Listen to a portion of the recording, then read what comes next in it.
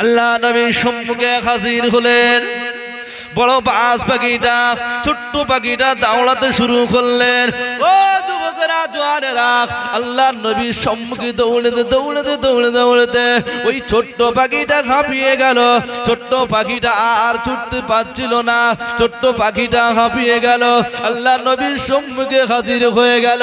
ইয়া রাসূলুল্লাহ, হাবিবাল্লাহ, ইয়া রাসূলুল্লাহ, হাবিবাল্লাহ, ও আল্লাহ পাকের নবী, একবার আমাকে বাঁচান, বাঁচান, আমাকে একটুকুনি বাঁচিয়ে নেন, বাঁচিয়ে নেন। পিছন দিকে দেখেন একটা বড় ধরনের বাজ পাখি আমাকে জীবনের মতো শেষ করে ফেলবে, আমাকে খেয়ে ফেলবে, আমাকে মেরে ফেলবে। আমি নামে শুনেছি, আমি তো শুনেছি আপনি দয়ার নবী, মায়ার নবী, আপনি সোনার নবী, রহমাতাল লিল আলামিন। ও যুবকেরা, জোয়ানেরা, আল্লাহ পাকের নবী বললেন, কি ব্যাপার একটুকুনি বলুন। ওই জিবরাইল আমিন আলাইহিস সালাম বড় পাখিটা পিছুতে পিছুতে দৌড়ে দৌড়ে আসে। ছোট্ট পাখিটি হযরত মিকাইল আলাইহিস সালাম জানিয়ে দেন, ইয়া রাসূলুল্লাহ, হাবিবাল্লাহ, ইয়া রাসূলুল্লাহ, হাবিবাল্লাহ, হুজুর বেয়াদবি মাফ করে দিন, গুস্তাখিটা ক্ষমা করে দিন, ইয়া রাসূলুল্লাহ, হাবিবাল্লাহ, হুজুর বেয়াদবি মাফ করে দিন। ও আল্লাহ পাকের নবী, ওই দেখেন পিছনে একটা বড় পাখি আমাকে তাড়া করেছে, আমাকে মেরে ফেলবে, আমাকে বাঁচাবে না, আমাকে খেয়ে ফেলবে। ইয়া রাসূলুল্লাহ, হাবিবাল্লাহ, হুজুর আপনি যদি একটু জায়গা না করে দেন, আমি কখনো ভাববো না, আমি দুনিয়ার মানুষের কাছে বলবো আপনার মনে কোনো দয়া নাই, আপনি দয়ার নবী না। ও আল্লাহ পাকের নবী, আপনার জামার বোতামটা খুলে একটু আমার জামার ভিতরের একটু জায়গা করে দিন। আল্লাহর নবী জামার বোতামটা খুললেন, ছোট্ট পাখিটি জামার ভিতরে প্রবেশ করলো। এখন ঠিক বড় পাখিটি এই জায়গায় হাজির হয়ে গেল। দেখলেন যে আল্লাহর নবীর জামার ভিতরে ছোট্ট পাখিটি প্রবেশ করেছে। তাই বললেন, ইয়া রাসূলুল্লাহ, হাবিবাল্লাহ, হুজুর সকলেই বলে আর আমি জানি যে আপনার মনে অনেক দয়া, আপনি তো দয়াময় নবী, কিন্তু অন্যের আহার কি কিভাবে আপনি বন্ধ করতে পারেন? এটা তো আপনার দ্বারা সম্ভব না। হুজুর আমি বড় ক্ষুধার্ত, বড় ভোকা অবস্থায় পাখিটাকে দৌড়ে দৌড়ে নিয়ে আসছিলাম। হুজুর আজকে যদি আমার ক্ষুধার জন্য পাখিটা না খেতে দেন, আমি তাম পৃথিবীতে বলবো আপনি দয়ার নবী, মায়ার নবী না। এজন্য আপনি আমার খাবার বর্ণটা বন্ধ করবেন না, একটুখানি দিয়ে দিন। আল্লাহর নবী বলছেন, বাবা তাহলে তুমি কি এভাবেই ওই পাখিটাকে খেয়ে ফেলবে? জি হ্যাঁ। না অন্য কিছু দিলে কি তুমি খাবে? যে না আমি অন্য কিছু খাবো না। ইয়া রাসূলুল্লাহ, হাবিবাল্লাহ, ও আল্লাহ পাকের নবী, তবে একটা জিনিস আমি খেতে পারি, আপনার জবানের নরম গোশতটা যদি আপনি ছুরি দিয়ে কেটে কেটে কেটে কেটে আমাকে দেন। ইয়া রাসূলুল্লাহ, হাবিবাল্লাহ, ইয়া রাসূলুল্লাহ, হাবিবাল্লাহ, ও আল্লাহ পাকের নবী বেয়াদবি মাফ করে দিন, গুস্তাখিটা ক্ষমা করে দিন। যদি আপনার জবানের নরম গোশতটা দেন, আমি আর পাখির গোশত খাবো না, আমি আর কিছু চাইবো না। হুজুর আপনার জবানের গোশতটা কি আমাকে খেতে দেবেন? আল্লাহর নবী বললেন, ও বাবা পাখি, তবে কি তুমি আমার জবানের গোশতটা খেয়ে ছোট্ট পাখিটাকে কি আর খাবে না? তাকে কি আর খাবে না? ইয়া রাসূলুল্লাহ, হুজুর না। আল্লাহর নবী কি করলেন? একটা সূরা নিলেন, সূরাটা নিয়ে জবানটা ধরে টানলেন, জবানটা কেটে পাখিকে খেতে দেবে। ও যুবকেরা, জওয়ানেরা, ছোট্ট পাখিটি জামার ভিতর থেকে বের হয়ে আল্লাহর নবীর সম্মুখে দাঁড়িয়ে গেলেন। হুজুর জবান কাটবেন না, হুজুর হুজুর জবানটা কাটবেন না, আমার জানের চাইতে আপনার ওই নরম জবানের দামটা অনেক অনেক দাম। আপনি এই জবান নিয়ে কলেমার দাওয়াত গ্রামে গ্রামে গ্রামে গ্রামে গ্রামে গ্রামে দেন। লা ইলাহা ইল্লাল্লাহ মুহাম্মাদুর রাসূলুল্লাহ, লা ইলাহা ইল্লাল্লাহ মুহাম্মাদুর রাসূলুল্লাহ, লা ইলাহা ইল্লাল্লাহ মুহাম্মাদুর রাসূলুল্লাহ। ও যুবকেরা, জওয়ানেরা ছোট্ট পাখিটি রাসূলের সম্মুখে হাজির হয়ে গেল। ইয়া রাসূলুল্লাহ হাবিবাল্লাহ, ইয়া রাসূলুল্লাহ হাবিবাল্লাহ, হুজুর আমাকে আর বাঁচাবেন না, আমার জানের চাইতে আপনার জবানের অনেক দাম হুজুর, আমার জীবনের চাইতে আপনার জবানের অনেক মূল্য হুজুর, আমার জীবনটাকে পাখিটির হাতে তুলে দিন, আপনার জবানটা কাটবেন না হুজুর, আপনার জবানটা আপনি কাটবেন না। আল্লাহর নবী শরীরটা নিয়ে রেডি হয়ে গেলেন। বাবা তুমি জামার ভিতরে চলে যাও, তুমি তো বলেছিলে যদি আমাকে না বাঁচাও জীবনে কখনো দয়ার নবী বলে তুমি মানবে না। ও যুবকেরা জওয়ানেরা, ওই ছোট্ট পাখিটি জানিয়ে দিলেন ইয়া রাসূলুল্লাহ হাবিবাল্লাহ, আমার জীবনে কোনো দাম নাই, আপনার জবানের দাম আছে হুজুর, আপনার জবান দিয়ে কলেমা প্রচার আর প্রসার ঘটবে, মক্কার অলিতে গলিতে আপনার কলেমা মানুষ পড়বে হুজুর। আর যদি আপনার জবানটা কেটে দেন কলেমার দাওয়াত আর দিতে পারবেন না। হুজুর আপনার জবানটা কাটবেন না, দয়া করে আপনার জবানটা রেখে দিন, আমি পাখির পেটে চলে যাব, কোনো অসুবিধা নাই। আল্লাহর নবী কি করলেন? বললেন বাবা তোমার জীবনটা বাঁচানোর জন্য আমি শিকার হয়েছিলাম, তবে তুমি তোমার জবানটা, আমার জবানটা তুমি কাটতে দেবে না? যে হুজুর না। ছোট্ট পাখিটি জামার ভিতর থেকে বের হয়ে বড় পাখিটি কি বলল, ভাই আমাকে খেয়ে ফেলেন, আমাকে ভক্ষণ করে নেন, আমার জীবনের দাম নাই, রাসূলের জীবনের দাম আছে। আসলে তো দুজনা ছিল আলোচনা মাফিক, তাই বড় পাখিটি হযরতে জিবরাইল আমিন আলাইহিস সালাম বললেন, ভাই ছোট্ট পাখি আমিও তোমাকে খাবো না।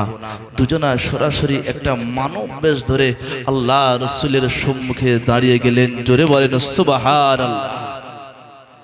দাঁড়িয়ে গেলেন।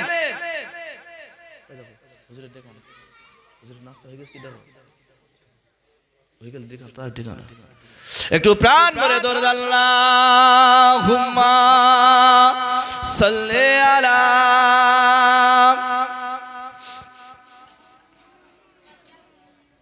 ওয়া আলা আলি সাইয়্যিদিনা। দুজনে মানব বেশ ধরে দাঁড়িয়ে গেলেন। আল্লাহর নবী জিজ্ঞাসা করছে, বাবা তোমরা কে? এখনই ছিল তো পাখি, আবার মানব বেশ ধরলে? হযরত জিবরাইল আমিন আলাইহিস সালাম জানিয়ে দিলেন, ইয়া রাসূলুল্লাহ হাবিবাল্লাহ, হুজুর বেয়াদবি মাফ করে দিন, গুস্তাখিটা ক্ষমা করে দিন, ও আল্লাহ পাকের নবী গুস্তাখি মাফ করে দিন। আমি হযরত জিবরাইল আমিন আলাইহিস সালাম, ইনি হযরত মিকাইল আলাইহিস সালাম, আমরা অন্য কোন মানুষ নয়, আমরা কোন মানুষ নয় হুজুর, আমরা হলাম আল্লাহ দুটো মহান ফেরেশতা। জোরে বলেন সুবহানাল্লাহ। ইয়া রাসূলুল্লাহ হাবিবাল্লাহ, হুজুর আমরা আপনাকে পরীক্ষা করছিলাম, আপনি নাকি দয়ার নবী, আপনি নাকি মায়ার নবী, আপনি নাকি সোনার নবী, আপনি নাকি রহমতের নবী, ও আল্লাহ পাকের নবী, তাই আপনাকে পরীক্ষা করার জন্য আমরা দুজন ফেরেশতা দুটো পাখির রূপ ধরে আপনার সম্মুখে হাজির হলাম।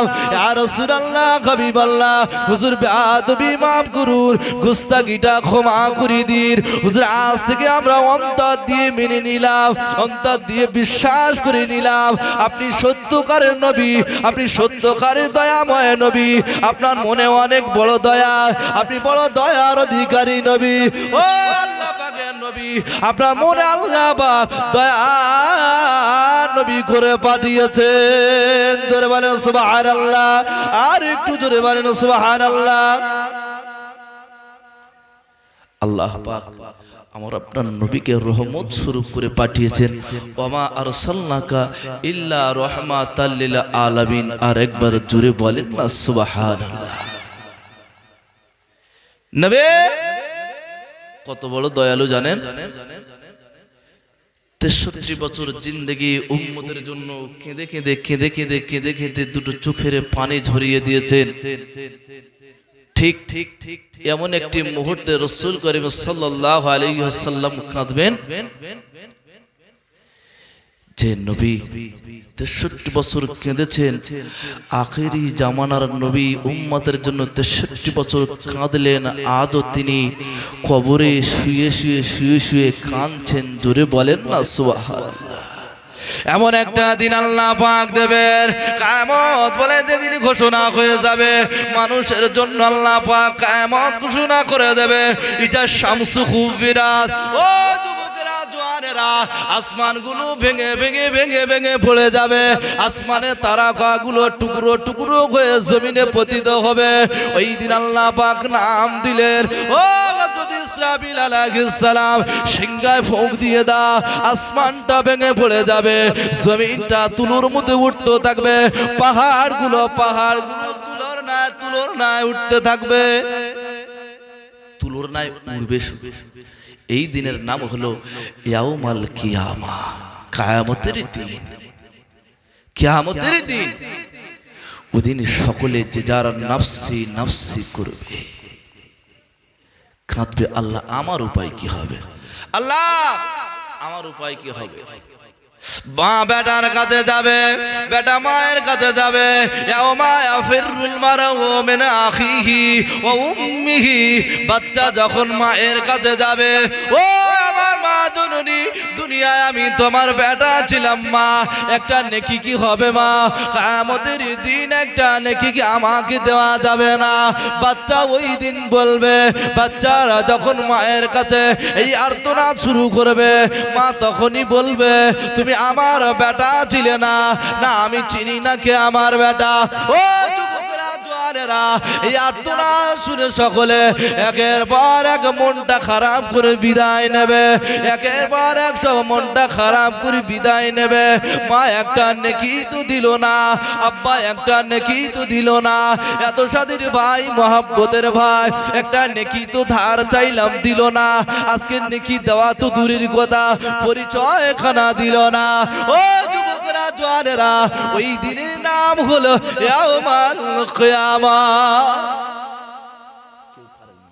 যে যার নফসি নফসি, আল্লাহ আমার উপায় কি হবে, এ বলবে আল্লাহ আমার উপায় কি হবে, ও বলবে আল্লাহ আমার উপায় কি হবে, আল্লাহ আমার উপায় কি হবে, আমি কি জাহান্নামী না জান্নাতি, আল্লাহ আমার হিসাবে নিকাশটা কোন হাতে হবে, ডান হাতে না বাম হাতে? সকলের আর্তনাদ একটাই থাকবে, আমি কিভাবে বাঁচব। আল্লাহ পাকের নবী ওই দিন কান্নাকাটি শুরু করে দেবেন, আল্লাহ দরবারে সিজদায় পড়ে যাবেন। ও যুবকেরা, জওয়ানেরা, আল্লাহ পাকের নবী সিজদায় পড়ে গিয়ে, আল্লাহ নবী সিজদায় পড়ে গিয়ে আল্লাহ দরবারে রানাজারি শুরু করে দেবেন, দুটো চোখের পানি জজ্জর জজ্জর করে পড়বে। ইয়া হাবলি উম্মতি, জোরে বলেন সুবহানাল্লাহ, আর একটু জোরে বলেন সুবহানাল্লাহ। আল্লাহুম্মা সাল্লি আলা।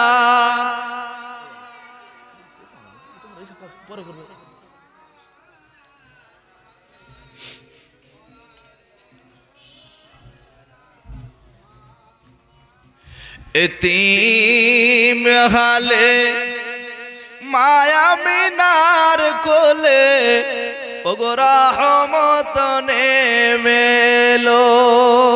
এতিম হালে মায়া মিনার কোলে, ওগো রহমত নেমেলো। আপন পরশা মুকাবাসী ব্যবহারে হলো খুশি রে,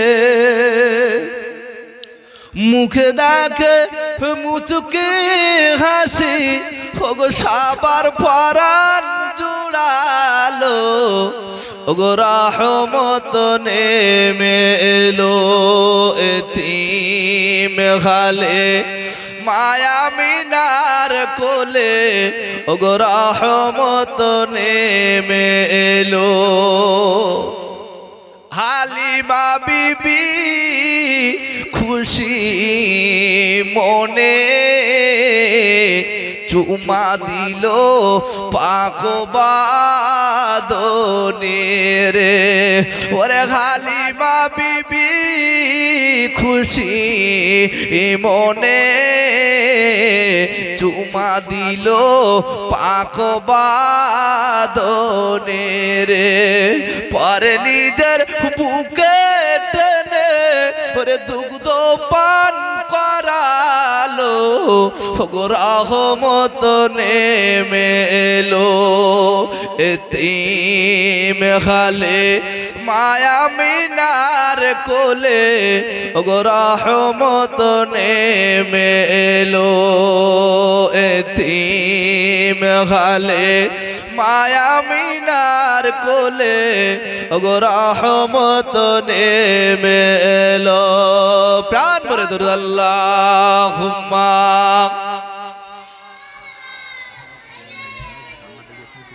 কেন লোকগুলো চলে যাচ্ছে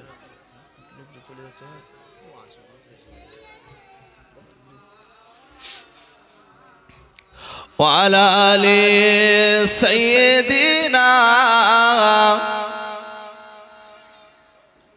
আল্লাহ পাকের নবী ওই দিন কান্নাকাটি শুরু করে দেবেন ও রাব্বুল আলামিন আল্লাহ পাক আমার উম্মত বড় গুনাহগার আমার উম্মত বড় সিয়াকার মাফ যদি না করেন আমি হাবিবুল্লাহ আমি রাসূলুল্লাহ উম্মতের কান্ডারি নবী আমি মাথা তুলব না ও যুবকেরা জওয়ানেরা আল্লাহ নবী কান্না শুরু করে দেবেন আল্লাহ নবী দুটো চোখ থেকে ঝরঝর করে পানি যাবে ইয়া রাব্বুল আলামিন আল্লাহ মাফ করে দিন উম্মতকে মাফ করে দিন আল্লাহ উম্মতকে মাফ করে দিন আল্লাহ পাক হাবিবের কান্না দেখে আর থাকতে পারবেন না আল্লাহ পাক ডাক দিয়ে বলবেন আমার হাবিব ও আমার দোস্ত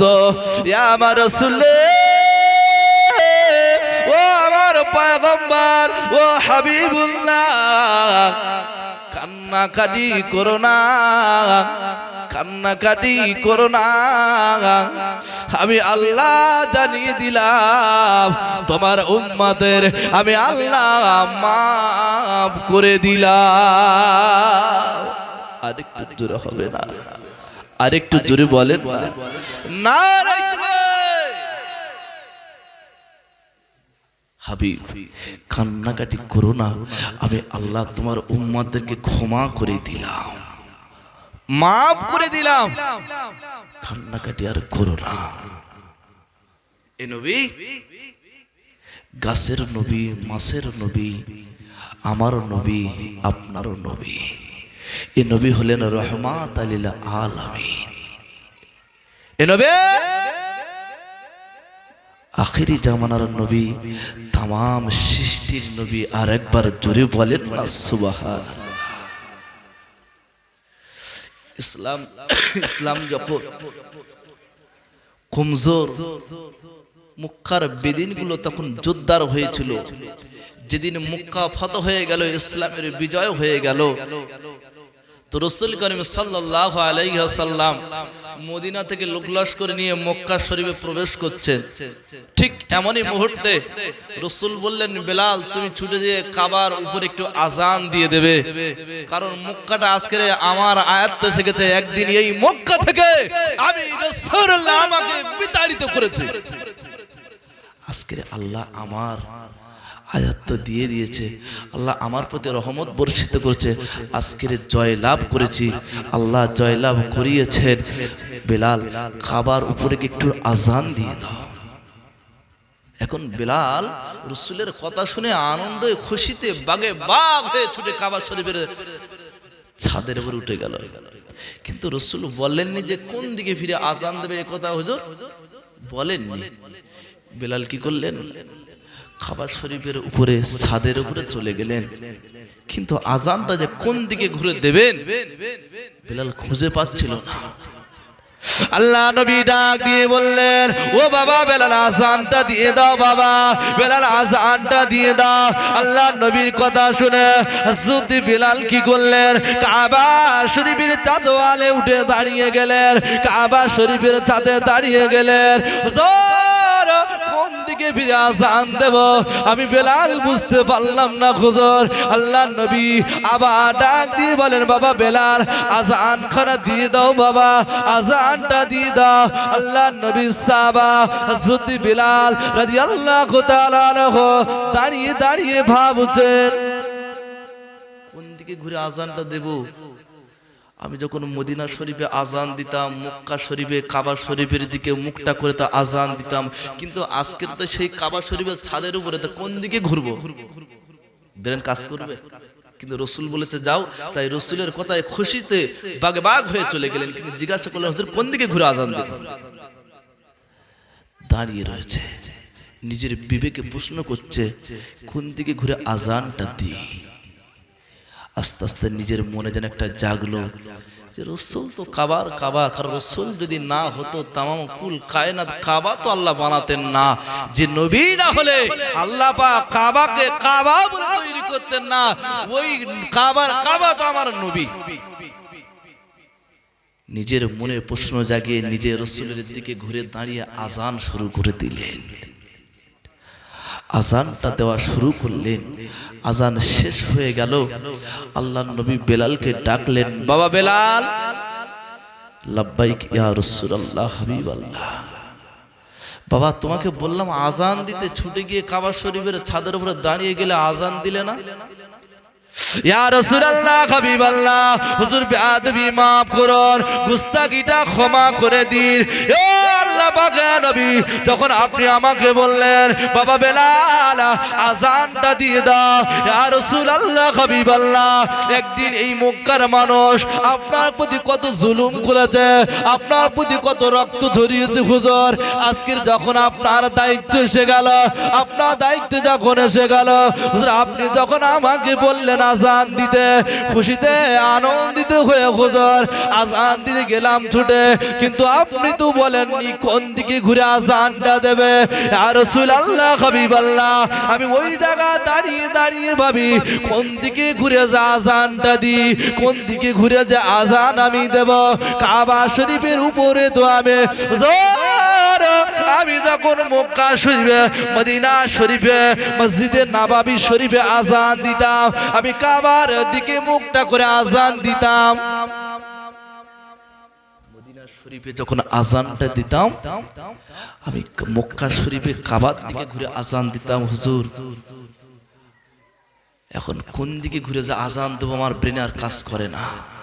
তবে বেলাল আযান দিলে, ইয়া রাসূলুল্লাহ হাবিবাল্লাহ, ও আল্লাহ পাকের নবী, আমি মনে মনে ভাবলাম, আমার মন আমাকে সাড়া দিল, ও হযরত বেলাল, রাসূল যদি না হতেন আল্লাহ পাক কাবা তৈরি করতেন না, মক্কা শরীফ কোনোদিন শরীফ হতো না, মদিনা শরীফ কোনোদিন শরীফ হতো না, কাবা কোনোদিন কাবা হতো না, জমজম কখনো জমজম কুয়া হতো না।